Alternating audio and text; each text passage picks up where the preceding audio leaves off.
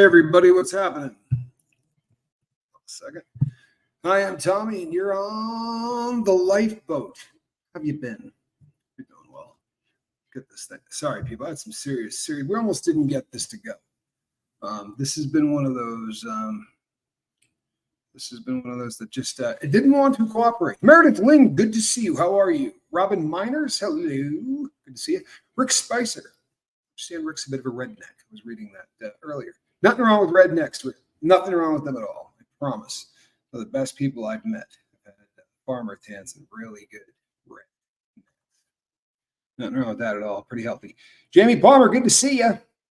Kristen Melinda, what do you say? Oh, Brewsty. I'm feeling very wise today. Olivia, good to see you. Dee Dee Razzle Dazzle. Hello, Kristen Melinda.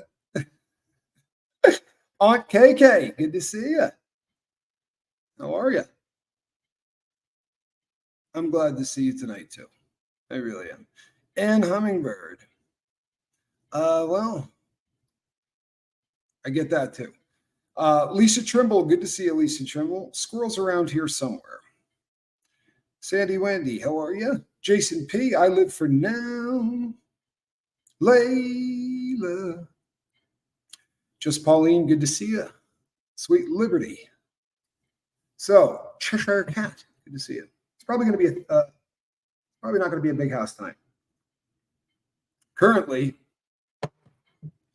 there are 4 or 5 really good content creators who are all live at the same time, and that's never good for business. Hello, Trish Biggs, good to see you. Lisa Mack, what's happening? Black, sorry. Sarah Bowman. You know what's funny? I grew up with the Mack family. I won't say their first names because I don't want to dox them. But let's just say that there might have been a Lisa who was somewhere around in that fam. Yeah. So let's see. Joni Allen, good to see you. This is going to be Snot. Good to see you, Snot Face. How you been? It's not often I get to say good to see you, Snot Face. I like saying that. Shannon Smith was just recently in Canada, from what I understand. Glad to have you. The Journey 2020. Good to have you. Yeah, there's a ton of content creators who are live currently. Ivy's Mama, how are you? But so normally what I would do is if I were any other content creator, I would go, maybe it's not the night. Maybe we just take the night off, or maybe we put it off for 3 or 4 hours or whatever, 2 or 3 hours. The problem with that becomes that we have a fairly strict schedule here. You did catch me. Kenya, good to see you. What's happening, 7th? So this is somebody said something so beautiful in a comment that I read earlier. They kind of described this channel from their view. Hey, Yarn Prepper.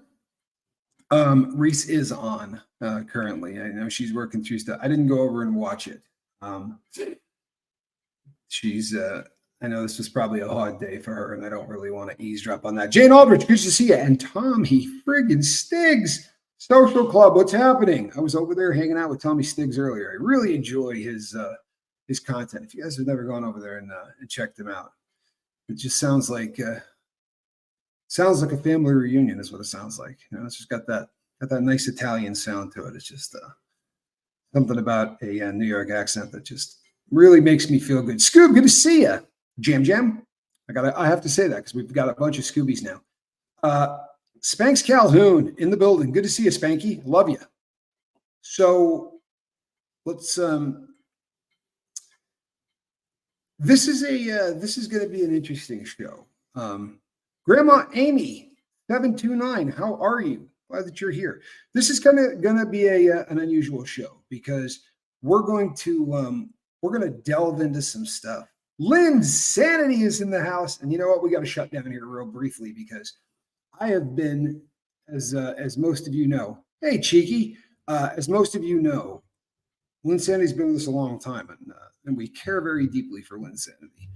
And I think the whole place was half of us were praying, and probably the other half were holding our breath. It's always frightening when there's a crew member that is not with us because they are in a hospital. That's tough. It always bums us out. Mara, good to see you. but it's so awesome when they come back. It really is. You see them in the chat and it just lights you up. I'm really glad that you're back. Thoughts and prayers for a guy I call my uncle and his family. He's one of my dad's best friends and he passed. Oh, God, I'm sorry. I really am. I'm so sorry. You know, this has been a terrible 2 or 3 days. I'm not kidding.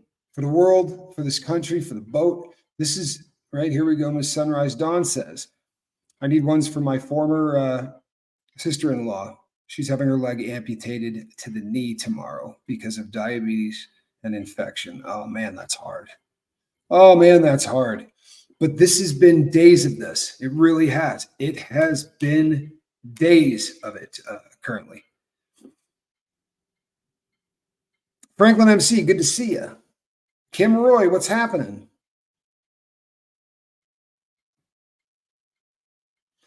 Can we get some thoughts and prayers for Ann Hummingbird's daughter? And you know what? Seventh, you're a class act sometimes. You really are. You know, there are times you just rise to the occasion, my brother. Thank you. Probably saw that I missed that and that I shouldn't have. You're a stand-up dude. Appreciate that. CJ Harris, hey. Horton Thistle, 67 today and sober for over a year. I had 2 drinks Memorial Day and put on the brakes. Good for you, man. Holy crap. That is one of the most difficult things to do on planet Earth. You know that? That's impressive, man. It really is. That is impressive.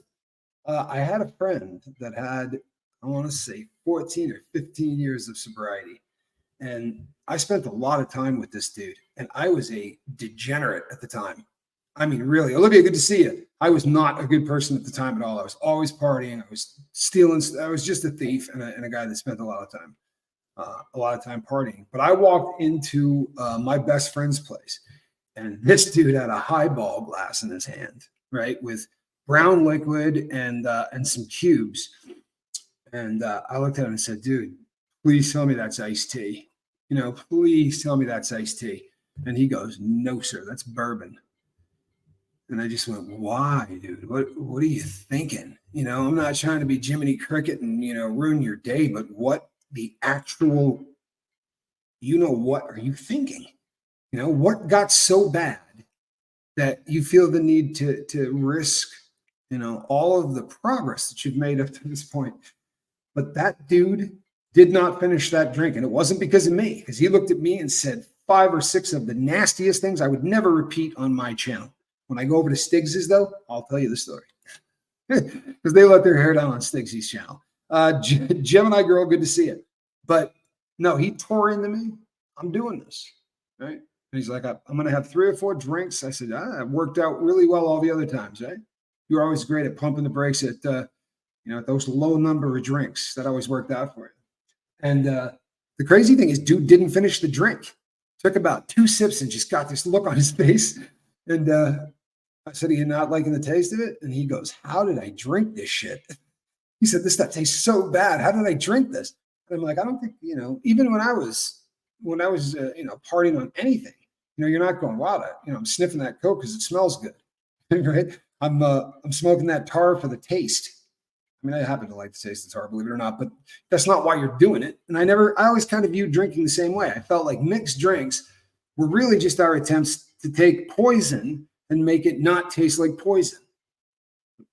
Am I off base on this one? But I guess when you're really in the life, it's like the drug dealer pulling into the parking lot. We've talked about this a million times. When the euphoric recall happened, when that poison hit his tongue, right? That's what happens for people whose drug of choice is alcohol, right? Especially hard liquor. When that first bite hits the tongue, your brain releases so much feel-good chemical because it knows what's coming. Now, I don't know if maybe 16 years of not drinking that poison and that the brain wasn't ready for it, but he definitely didn't look like anything good happened after he drank that. April, well, thank you for stopping in. I love it when people do this, by the way.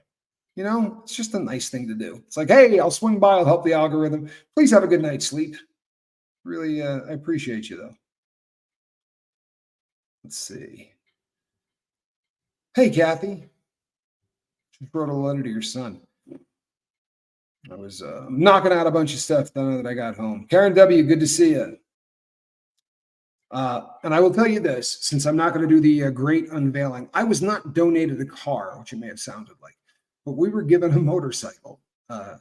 And the story behind it is kind of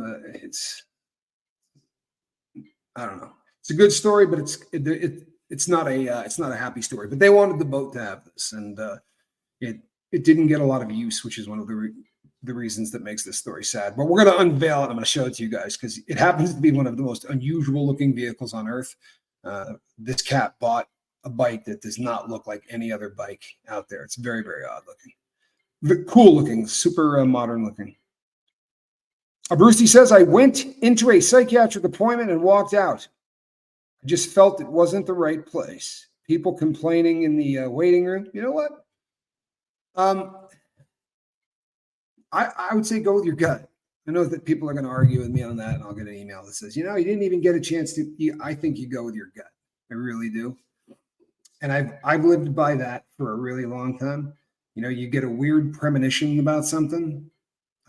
The number of people that I met in prison who said to me, I knew I was going to get hit on that job. Like when I left the house that day to rob the bank, hit the jewelry store, drop off the dope, whatever it was, the day of their bust, they knew they were going to get busted. And it leads me to believe that there's something to that. If you start feeling like something bad's going to happen, take the day off. How big a deal could it be to take the day off? Brittany Van Brackle, good to see you. Your first live in forever. You've been having so much fatigue. Oh, I'm sorry to hear that. I'm sorry to hear that. It's an epidemic too. That's something that so many people are wrestling with. Hey, Barbie, good to see you. So here's the deal. Come on, I haven't said that in a long time. That's old lifeboat right there. Sharing my blessing with my favorite guy named Tommy. Yeah. I hope you're feeling better, my friend. I put those prayers in. You know what? That I requested. Thank you. And I'll at the end I'll tell you everything that's going on. But this is going to be. Thank you so much, by the way. I love Kenya. Blessings to all that need it, says Tommy Stiggs. By the way, I'm going to do this now, so that we do it in public and in front of a bunch of people, because by the time this is done being watched, there'll be thousands of people that saw this video. I have been trying to get on Tommy Stiggs Social Club to do a collaboration with this cat forever. Tommy Stiggs, you should check your email. I'm not putting you on blast, man. I do send you a lot of emails. I really do. Go check it. It either comes in from Tommy Scoville, Captain Tommy Scoville, and you definitely know it's me. Arwa says, troll tax, hello to all, prayers to all that need it. You know what? Arwa is one of the kindest people on the boat. And that's a really, really tall thing to be able to say, because this is a very, very kind group. I want to say something. This is so cool. You ready? This gets great. I know that this sounds pathetic, but I am 14 hours sober. It does not sound pathetic. If you do what we do, right? The collective we, I don't just mean people sitting in front of cameras and talking about this. I mean people whose hearts really go out to those in need, to those trying to get sober. The greatest numbers ever are the ones in ours. I promise you, Bucky, that doesn't sound pathetic. That sounds courageous and epic. Not just that you're doing it, but to show up in a room full of people and go, hey, man, I got 14 hours clean. That's the coolest thing ever. It really is. It's the coolest thing ever. Don't stop doing this. Swear to God, you want to remain sober? Continue to do what you're doing, right? You did it at 14 hours. Do it at 14 days, at 14 weeks, at 14 months, at 14 years, and you will live a much happier existence. I don't know if you've visited prison yet. It's not any fun, right? And that stuff, drinking hard, partying, eventually, you start to wear down on things that used to be standard. And anyone who's an addict, you go, I ain't robbing any banks, Tommy. You get, just think about what you're saying. And I'm not saying you will, because everyone's threshold's a little different. But there's nobody that didn't say, I'm not going to drink during the week, right? We used to set these little arbitrary guidelines for ourselves. Yeah, all right, I'm going to party, right? I'm going to party. But I'm never going to go to an ATM machine to get more money to buy my drug of choice. Like once I'm done partying with what I got, I'm never going to go get more. Right? All these stupid little arbitrary things that we think are somehow going to curb our drug use or our alcohol use or whatever. It doesn't work. But what does happen is it's a friggin' roadmap to show you what the rest of your life is going to be. Because you go, all right, I'm going to drink during the week, right? But only after Thursday. So I'll do Thursday, Friday, Saturday, because nobody does anything on Friday at work anyway. And we sort of mill around. So Thursday night I'll drink, but I'm not going to drink any of it. We set these guidelines and then we hop over the top of them. And every time we push our own boundaries, Fancy Nancy, good to see you. Every time we push our own boundaries past a little bit further, when you find yourself doing that, trust and believe. If something doesn't intervene, we just keep pushing further and further and further. If you think that first day when I started partying, right, or the first time I stuck a needle in my arm, whatever, if somebody goes, you're going to rob a bunch of banks, I would have gone, yeah, pretty good chance. That's probably in my future, right? That's not how it goes down. I promise you'd have gone, hell no. I'm not even doing this stuff on weekdays. I only do this stuff on the weekends. We set these things. But 14 hours, my brother, does not sound pathetic. It sounds epic. And I won't lie to you either, right? We don't do the pink rainbow thing here. And if we can avoid it, right? We always try to tell you the good, the bad, and the ugly. And this is the most heroic time. First 72 hours of whatever you're quitting is the hardest part. Trust me, I'm telling you the truth. You get through that, and then it's rinse and repeat because the drugs in your body take about 72 hours to get out, depending on your substance of choice, right? I mean, if you're a 25-year pot smoker and that's what you're trying to get off, man, you could be pissing dirty and still having the stuff in your system for 2 years afterwards, right? Weed stays in your system forever, right? Unless you really, really, really have zero body fat and there's no place for it to store, because that is where that stuff tends to accumulate. The cannabinoids tend to park it in your fat cells. Deanna Downey, good to see you. Trying to see if I've missed anybody, which is really hard to do with my dome. Yadira, you know what? Yadira, saw the most beautiful pictures. Yadira's backyard. That's just not even nice. You should see how beautiful that view is. Took my breath away. What? You didn't get notified until 9 minutes in? YouTube. Allison Metcalf, Palumbo, good to see you. On the bright side, I'm not even into the subject. We're still messing around. Please, can I get a shout out? Tommy, I'm 14 out. Yeah, no. You can get it. This shows you how far behind I am, right? I've been talking to this cat for like 5 minutes. We're 18 minutes in. Yikes. Hey, I'm proud of you, man. I really am. Lisa Trimble says, one's for everyone who needs and wants them. Shame says, Miss Sunrise Dawn, no way. 14 hours is amazing. There was a time I couldn't go 14 minutes. You can do this. Oh, yeah. I mean, there's a lot of truth to that. Lisa, by the way, thank you for all of your support. And I don't mean the super chats. You know what I mean? Lisa is a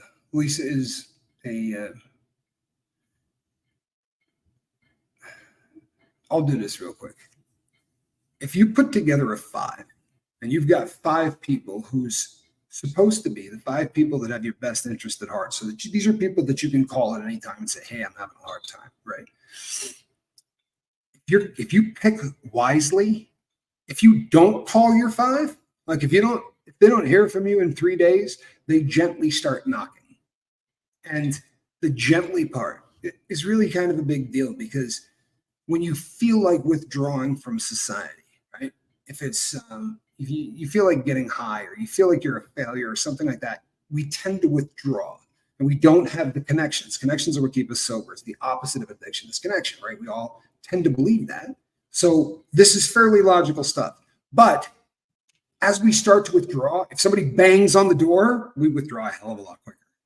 And it's really, it's a skill that I don't know you learn. I think maybe you're born with it, but I've had a lot of people in and out of my my sobriety journey since I started this, and there are very few people that I've met who handle being an advocate or a sponsor or a friend better than Lisa Trimble, straight up. And you know what? I'm getting to a place where I may not. I'm going to say the things that if it holds the show up, I'm going to do it because I don't know if I'm going to remember it to do it later. And I got notes here for the show, right? I could cheat on that part of it. I can't cheat on the important stuff, like somebody that's 14 hours sober, or taking the time to thank somebody for being one of the best 5 I've ever had. Tommy, how did you know when you had found the right therapist for you? That's a great question. The first time that I sat down with Chris, the very first time, we didn't talk about drugs at no point at all. Now, for the next person, that might not make any sense at all. Like they need to immediately talk about, but when we went in, she said, "What's your sobriety date?" And I told her, and she usually starts to intervene when someone has got 5 or 6 days sober, or like our friend has got 14 hours sober. So when someone goes into her office that's got 7 years sober, or I think back then I'm in 6, but that's not usually when you start hiring a drug therapist. So I guess she just figured, you know what, drugs don't seem to be a problem. Let's, you got this far. Let's talk about other things. And the way there was just an instant mesh. And I'm going to keep it real because I think this is important. And I didn't want to have sex with her, which was an important thing. Honestly, when you sit across from a therapist, and now I don't, I'm on a camera, but I used to be in the same city. And when you sit across from somebody for an hour and you talk about the most personal things in your life, there's a bond that's going to take place whether you want it to or not. If you find your therapist attractive, I would leave. That's, I think, a really solid piece of advice. Now, let me rephrase that, because Chris is really attractive, but I'm not attracted to Chris. Her personality is not the personality type I tend to gravitate to at all. And it's just worked. I mean, the very first, I remember walking out and calling a friend of mine and going, "That might be the best therapist I've ever met." And he's like, "Yeah, what did you guys talk about?" I'm like, "Oh, I didn't get into any of it." But just like, she understood rapport building.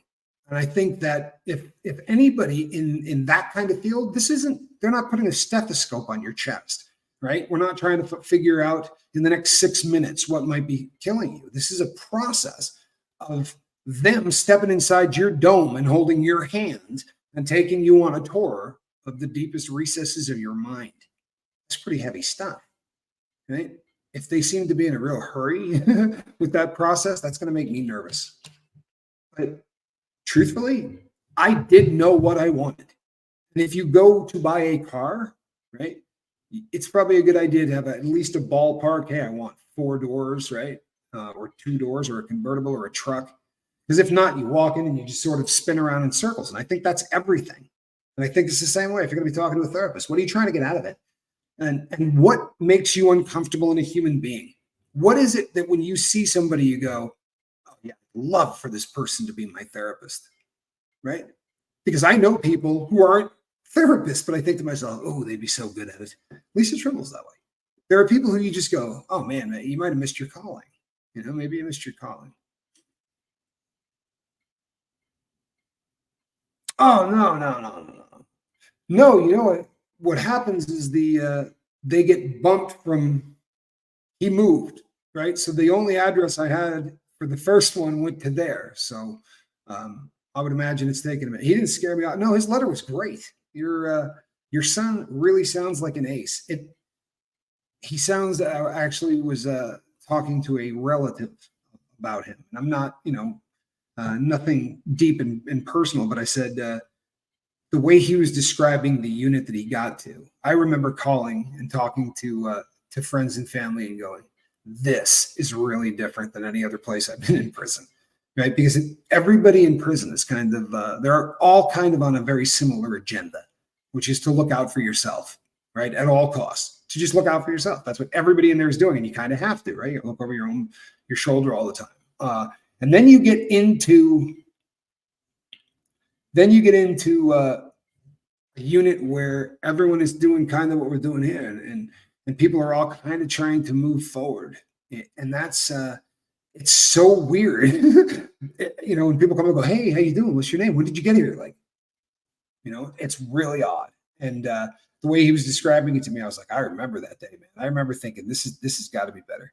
Making the trolls mad tax. I love this boat. They're mad. They're always mad. Seems they'll be happy when they literally will celebrate when something medical eventually takes me out. They'll be the happiest people in the world. They do say constantly on videos, or used. I can't say that, but when they used the old channels that they had, he would go on and talk about how bad he wanted to see me dead. And he's a cheery guy. Cooler by the Lake. Hey Tommy, saw you were commenting on STS. Yeah, I went over to see Joel on STS.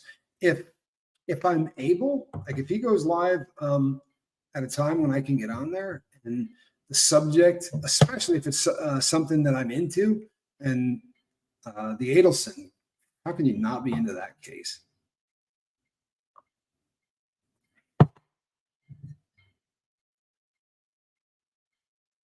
Hold on one second.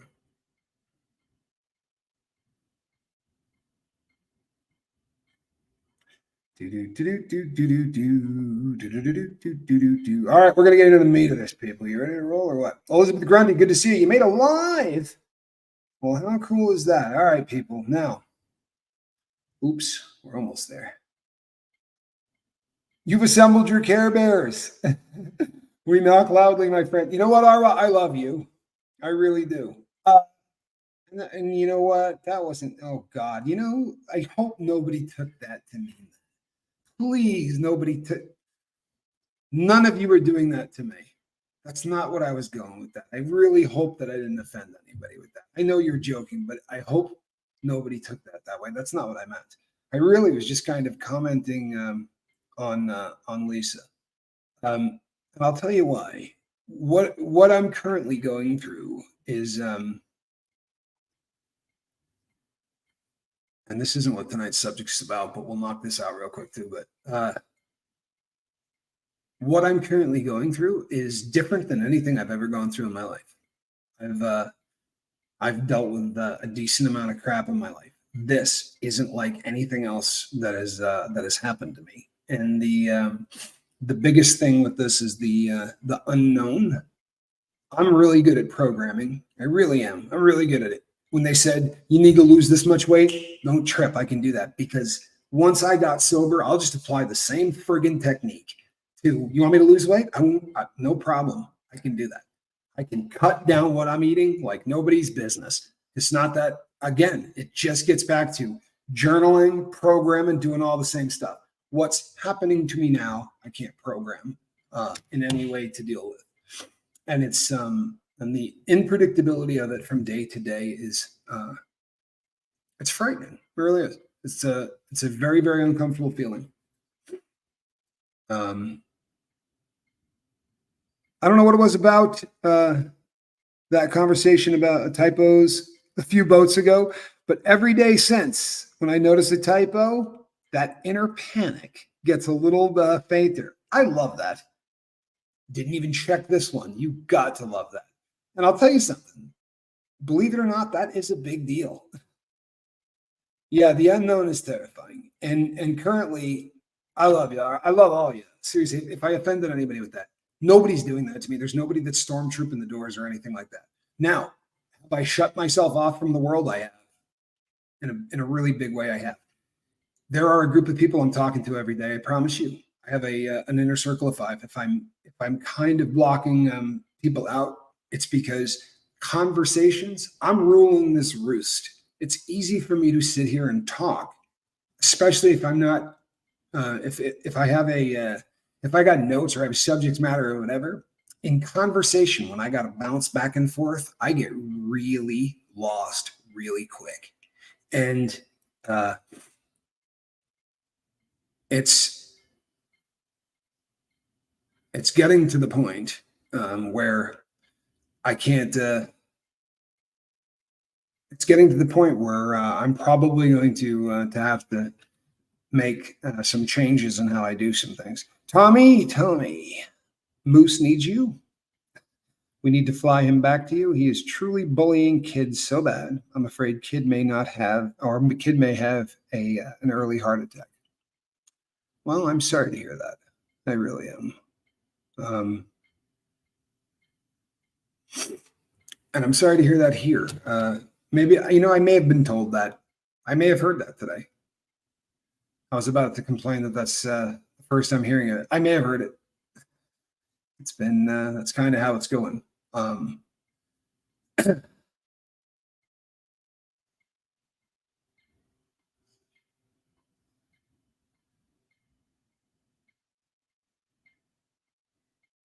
Yeah.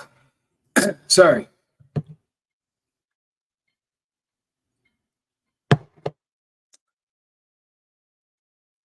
No hard feelings, everybody, but I'm going to shut you guys off because I'm not going to get done if I don't. Sorry. Here we go. Bear with me. And mods, I'm blind for a little bit. All right. This is because what I would like to actually bang through, I find somewhat fascinating. I really do. And we're kind of going to have to act like grown-ups for the next 30 minutes. Right. Let's see if we can pull this off. I'll be somewhat impressed if we can, because every once in a while, and I've had this discussion with cats before, especially here, every once in a while, our subject matter collides into things that forces individuals, right, to leave civility behind, right, to leave concepts, right, that are fairly interesting and fairly essential to talk about, because damn it, it dances on the edge of politics. You follow me? And sometimes when you bring these subjects up, it just brings the axe out in people who just feel like this would be a really good time to talk about who ought to be president or something along those lines. And you know what? It ain't going to happen. It's not what we're talking about. It has nothing to do with this subject matter. You hear me? It has nothing to do with this subject matter. Today, the father of the school shooter was arrested. This is the second time now in fairly recent times.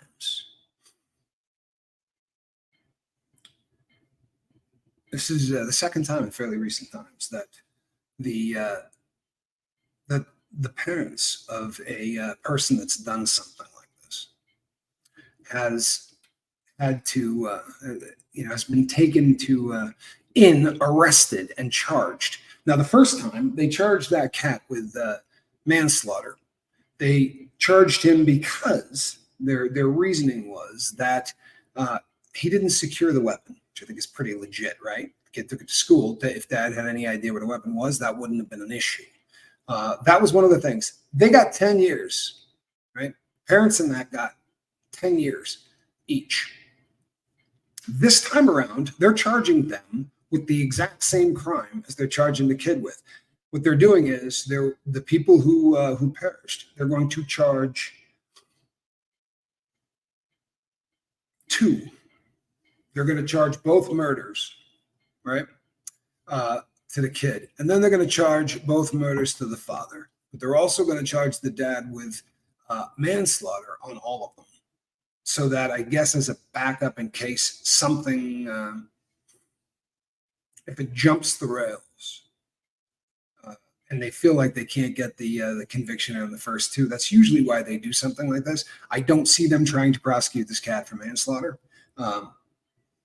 This is, I think, as a society, we've gotten to a point where, and I don't care what side of the alley, I don't.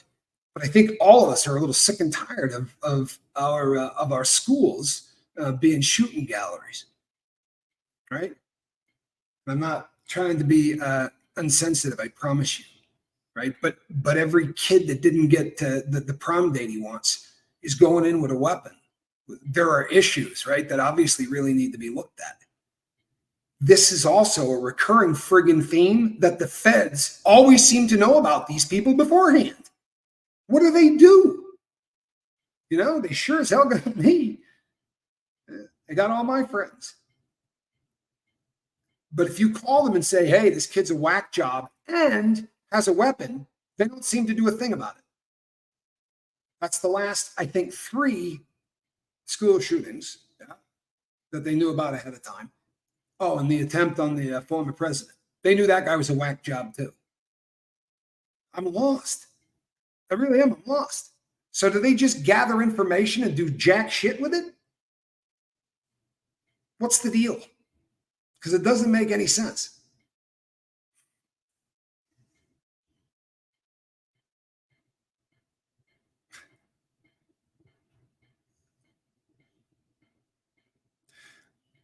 You know what?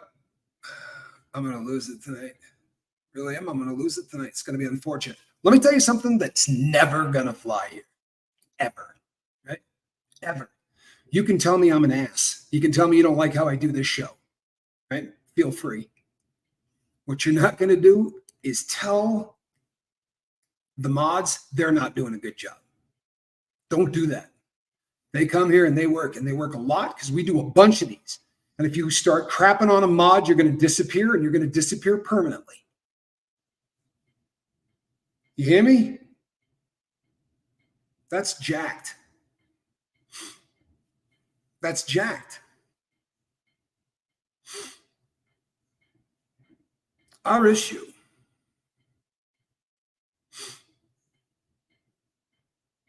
Mara, thank you so much. The Crumley's case definitely set a precedent. The Pew Pews were Christmas gifts, I believe, for both cases. Yeah. Now, there are people who will absolutely lose their minds on the concept of somebody purchasing a gun for someone under the age of 18. And here's the deal on that. That's an opinion that I think valid, right? Arguments could be made on both sides. Hey, Scoob, good to see you. And looking good in green. I love Scoob. Here, I understand the concept of a 14-year-old with a gun is terrifying. A 14-year-old with his father in the woods hunting with a gun isn't quite the same thing. But I grew up in a place. I grew up in the sticks, and everybody went out with their fathers. Nobody ever did any of this stuff. Do you know why? Because they didn't walk around with these things, right? I had a gun. I didn't have access to it. It was locked the hell up until I went out with my dad, right? I don't know that the purchase is the sin as much as, because in all honesty, anything in 2024 where a father hangs out with a son is probably a pretty good thing, right? Most of them don't stick around. So whatever the hell they're doing to bond, but if you let a 14-year-old have access to something that can remove people from planet Earth, even if he doesn't, you should go to prison. Right? What the actual hell has gone on? Whereas a society, that's not obvious to every single person breathing. How can this happen as often as it does? Just that part of it is lunacy. It really is. And you want to hear something? Are you going to tell me with the greatest minds on earth, people who are working out, seriously, working out theories for being able to take things and move them from one place to another, like Star Trek, right? Beaming up and such. Google it, I'm not even playing. But we can't figure out how to make a school safe. I find that really hard to believe. I find that really hard to believe. Seriously. It doesn't make any sense. I promise you we could harden the school. I promise you. The trouble is, and it just keeps coming back to the same trouble all the time in almost every single situation, man.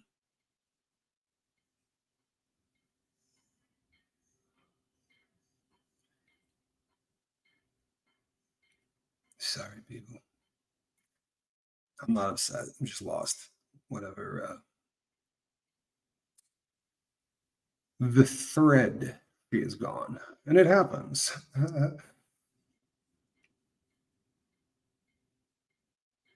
The law, thank you. The law absolutely needs to step in and start holding people accountable. And I'm probably not going to make. Here's the deal. That dude should go to prison for the rest of his life. For real. He should go to prison for the rest of his life.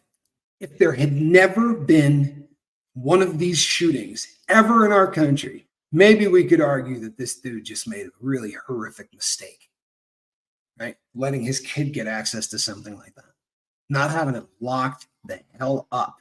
We might be able to make that argument. But when these things happen every other week, would you not be a little concerned where your AR was? Holy hell.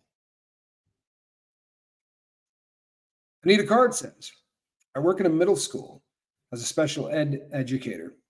Every time this happens, I picture my special needs kids going through something like this. It breaks me. Yeah, God help us. That is an image that I can see why this could break you, Anita. That's a hard thing to think about, and I don't know these kids. It's got, and you know what? Would you be really, really freaked out? I don't know, people. It's I don't think I could work in a building like that unless I was strapped. I'm sorry, right? And I can't be strapped, by the way. The days of me ever being able to own a pew pew are long gone. I am one of those that cannot.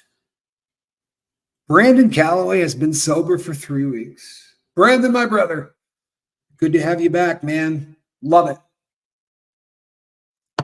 Brandon's a fighter. He really is. Donna, good to see you. Brandon is a fighter.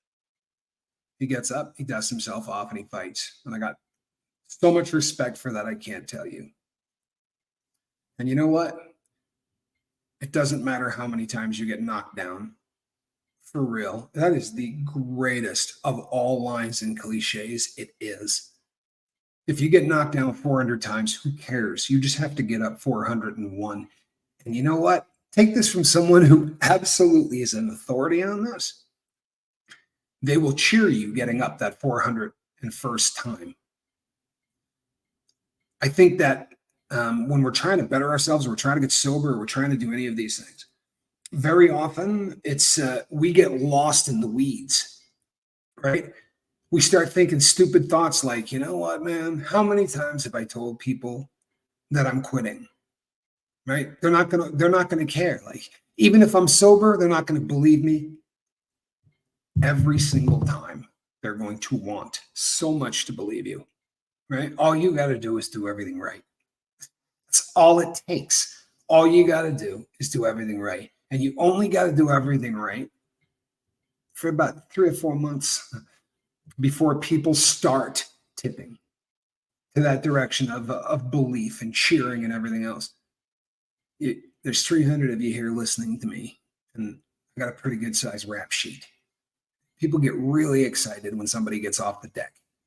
It's just a beautiful thing. Catalina says, I agree with you, Tommy. Allowing a 14-year-old unfettered access to a firearm is 100% on the adult who has custody and responsibility for the child. Yep.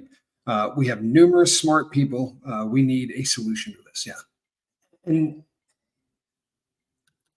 do you know why schools tend to get tagged? For real. It's not because people hate kids. It's because it's a shooting gallery. Like, if you're trying to get numbers, none of those kids are packing heat. These cowards go places where nobody can fire back at them. I'm not kidding. Here's it. You want to hear the solution right here? Done. Bulletproof the windows, right? In every school in America, bulletproof the windows. And then you got to lock the front door. You don't have to lock the front doors. No, you don't. You put a buzzer on the outside. Hit that buzzer to ring yourself in. They look at the camera screen. They ring you in. If you do anything screwy, 2 Gatling guns, I'm dead serious. This is simple stuff. 2 Gatling guns come out of the ceiling and smoke the guy. right? 400 shells a minute. Sorry, take them off planet Earth. Lock the school doors. Guys got to get into that hallway. Everything could be automated. And the first time someone goes in and gets vaporized, no one ever does it again. I promise. Big thing on the front of the school that says protected by Robo School. There's nobody here. There's nobody with a gun. None of that. We got a thing that just comes out of the ceiling. 2 seconds, right? For real, 2 seconds. And then a kid sitting there on one of those little computer things. You could have 1 or 2 guys in New Jersey sitting and watching screens waiting for the first one to pop up. They get the alarm, thing comes down, they're playing a video game. And now there's a jackwagon trying to get into locked doors, standing in a hallway, looking at a Gatling gun. Wouldn't take too many of them. Sorry if that sounds cold-hearted, but you know what? People that shoot at kids, they should die painfully. That's too kind for any of them. Tommy, you're 4 months smoke-free with no tobacco products at all? Good God. How cool is that? Hey, was that DJ Spam?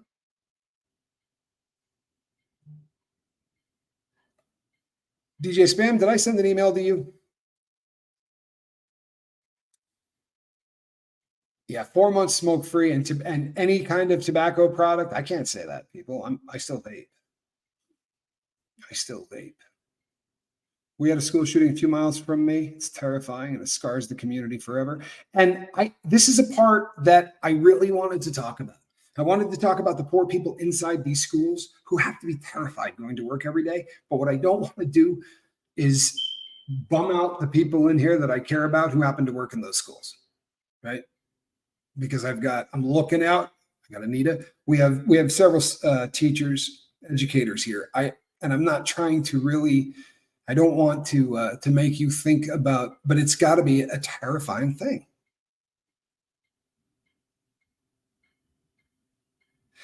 And here's the other thing: you could do the exact same thing on an airplane, for real. You guys know that Gatling guns have like 9 barrels. Oh, my battery's dying on my smoke detector. Do you hear that? They'll make a short of this. Listen to the smoke detector going off. He was smoking crack before he went live. Tommy for president. God help us. Yeah, no robo pews in the district. Yeah. No. Well, look, buzzers and cameras are a great idea. The problem is you have to be 2 feet away from the guy you buzzed in to stop him from doing anything, right? You could have somebody right at the front who's an armed guard. More than likely that would do it because these guys, but if you have to harden the building so that they can't get in. And it doesn't really give a beautiful message to the kids. It really doesn't. But if people knew that you stepped inside that hallway and had a weapon, that you're going to disappear in a big haze of red mist, they'll pick a different target. That's how it works. Harden the targets they're picking on, they'll go somewhere else. But if you look at every place they go, they're always gun-free zones. Theaters, they get shot up. Schools get shot up. Churches used to, right? And then all the parishioners started packing heat. For real.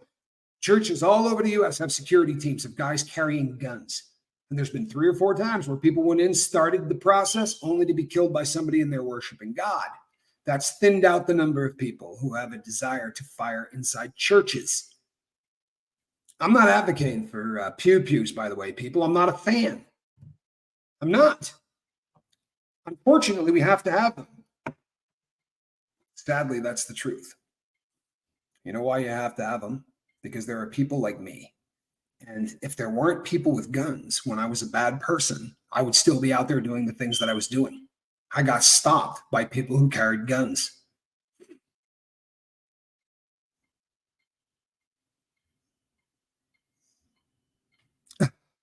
Bethany, that's so sad. God help us. That is so sad. As a former teacher, as long as local taxes pay for schools, they will never be secure. They can't afford to put AC in tons of schools, let alone bulletproof glass or walls. Yeah. There's a lot of truth to this, right? There is a lot of truth to this. The trouble is, you can Google how much money we have sitting that we literally don't know about. We'll just use one bill for giggles. They allocated $30 billion, right, to give out to help this epidemic we're having with fent and everything else. And it's sitting there. People can't get the paperwork that you got to fill out 7,000 pages, right, to try to get at this. The money's not getting used. There are still billions of unused from the C+ math first go around money that's sitting there that people haven't got, because that's how we do stuff, right? We're spending $6 million a minute that we don't have, which means we're spending way more than that. That's when we're going over budget per minute. Now we're to the point where I hate to say it, but I remember as a criminal, like Jack came to, I've told this story on the boat before, but Jack came to see me. I got into his car, right? And Jack was a partner. Jack's an animal, right? He was an animal. We did all our dirt together. He was a criminal, but he was getting his life together, and I still was not. And he came to see me, and I hopped into the truck, and the pistol I was carrying fell out of my pants and hit the ground. Again, I'm not into pew-pews. However, the lifestyle I was living at the time, I kind of needed one. And that was just sort of the sad truth. And he looked at me and went, "Oh, dude, are you stupid?" And I said, yeah, I am. And he's like, "You're going to end up back in." And I said, "I'm already back in. Like, I'm already going. They just don't know enough to come and get me and bring me there. But the things that it's too late. There's nothing I can do at this point to pump the brakes, right?" And that's how I feel now, for real. When I read things like we're spending $6 million a minute over budget. What? Do the friggin' math. I mean, how stupid is this? Hey, I love you, my man. You know, Jason is really one of the kindest people ever. He and his wife love Jason. Take dollar bills and stack them one on top of the other, right? And $1 trillion will go to the moon and back. You can Google that too. $1 trillion in ones, right? And we're 31 trillion in debt. And by the time we're done with this, we'll be, where does it stop? Because you can't do it forever, man. You can't. Thank you. I appreciate you guys. And Robert Hall says, good to see you, Robert Hall. If the FBI is aware of these nut jobs and do nothing, it's because they choose not to. The FBI and the Department of Justice have been politicized and weaponized and no longer perform the functions that they were designed to do. You know something? There was a time, believe it or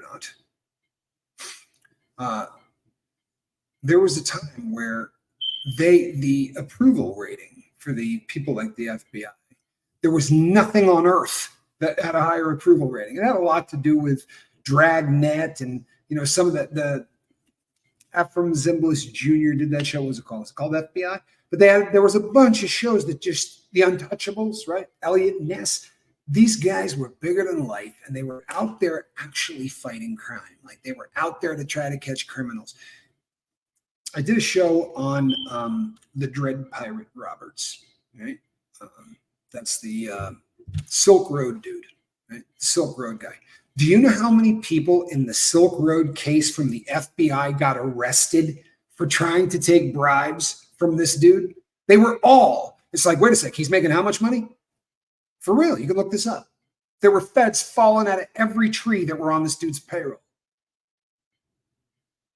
They're not what they used to be. And the sad thing is, there's a lot of rank and file, right? Those people out there that actually work the streets, some good people out there still doing it. But it's like anything else, right? You only need a couple of assholes to destroy the reputation of everybody else. Feel me? And then that's definitely what's happened with the feds. It is. And I obviously I don't love the feds based on my record. I went to the federal prison system. Hold on one second, damn it. Let's see here.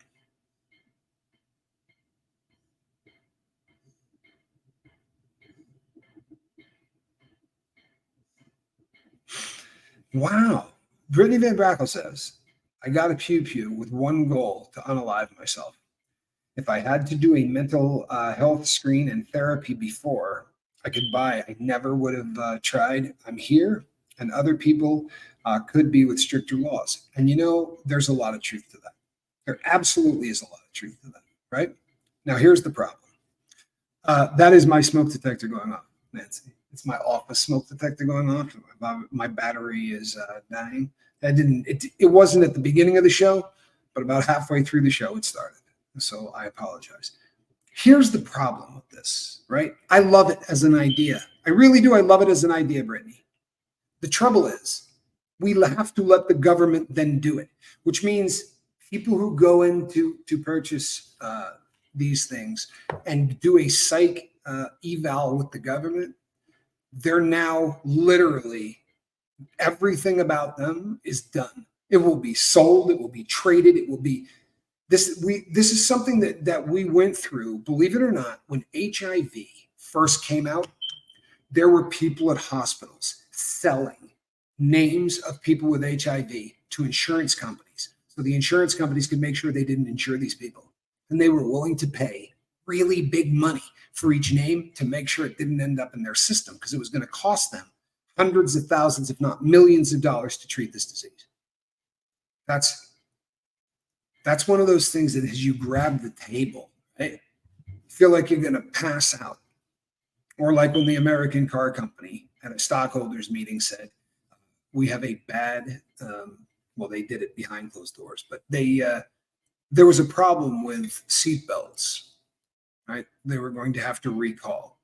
And they had a discussion about, if we don't recall them, how many people do you think will die? How much would we have to pay each of the families of the people that died? And would it be more expensive to do the recall or to just pay off the number of people that are going to die from this? The things that make you just go, what the actual hell has happened to everything that we used to be? Because that's terrifying to me. It really is. It's terrifying. My class was 85 degrees today. It was 90 outside. Good God, Knit, bro. Sadly, there does need to be somebody that goes in with a little bit of common sense, right? I'm not that cat, I promise you. You ever see them dig up people's pasts when they run for office? Holy hell. You know the fun they'd have with me? Good God. Money for a single smoke detector battery. Thank you. That was the plan. Right before I went live, I said, I'll let that battery thing go for about 40 minutes. They're all going to pay me to turn it off. No, honestly, I had no idea that was going to happen. DJ, listen, you know what? Nobody ever needs to feel like this is what I do, right? This is now my job. And I don't do it because it's my job. I promise. I could have bailed on that. I'm doing this because I think it's keeping me alive. I really do. I think it's keeping my head in the game,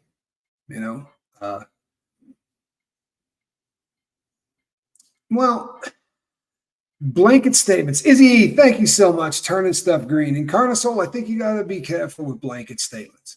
There are businesses out there that are the most reprehensible businesses on earth, that are absolute lowlives and scum. And there are businesses out there that are doing things with philanthropy that would blow your mind. So there are definitely some horrific people in the business world. And unfortunately, the problem in the business world is the same problem in the drug world and the same problem in every world. And it's when the dollar amounts get to the size that they don't seem to be real anymore. We start feeling like this is monopoly and that it's all just fake, right? $6 million a minute. That can't be real. It can't be real. But I'll tell you what, if it is real, now you're starting to get into the kind of money that people will go, yeah, who cares how many people die? We're talking about, right? This is the kind of money that, no, man. It's just insane. It really is. It's insane. Izzy, thank you. I love you.